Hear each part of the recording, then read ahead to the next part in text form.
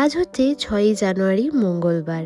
আজ ইউকেতে স্নো পড়ার প্রেডিকশন কিন্তু আগে থেকেই ছিল, তাই সকাল থেকে ঘুম থেকে ওঠার পর থেকেই এক্সাইটেড যে কখন স্নো পড়া দেখব। এখন ওই 11টা মতো বাজে, স্নো পড়া কিন্তু অলরেডি স্টার্ট হয়ে গেছে। দুর্দান্ত স্নো পড়ছে এখন, আমার কত ভালো লাগছে।